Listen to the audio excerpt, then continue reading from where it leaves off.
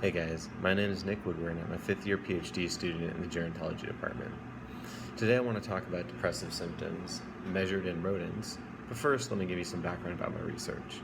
What I study is air pollution, and what we do is we collect the air pollution next to a freeway and then we subfractionate out the different particle sizes and expose them to animals.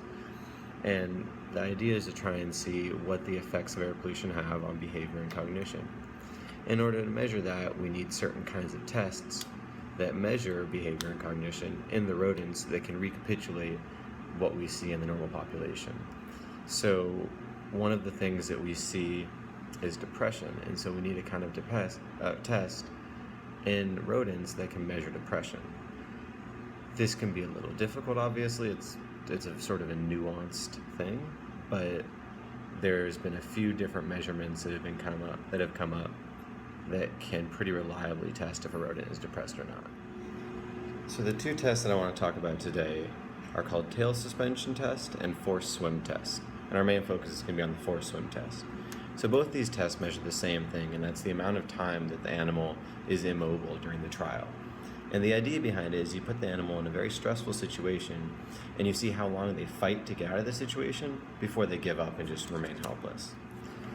So what are these threatened situations that we put the rat in? Well, for the forced swim test, it's actually very simple. We just have a bucket full of water and we put the rat in there, and then we watch them try and swim around, and there's no way for them to escape, so they'll swim for a little bit, they'll dive down for a little bit, and eventually they're just going to give up and do sort of a dead man float.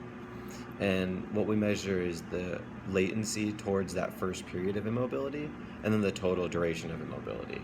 So I have a little setup over here, and it really is quite basic. We have our little model is a little thing of eye relief. And so here is our water tub. You would just drop the rat in, and then it would just swim around for a little bit and move, and you would just record every time that the rat stops moving, and you'd add all those up at the end. It seems like a very crude measure, and that's because it is, but it actually works surprisingly well. And with different models of forced swim, you can reliably rescue depressive symptoms with almost every single antidepressant on the market right now.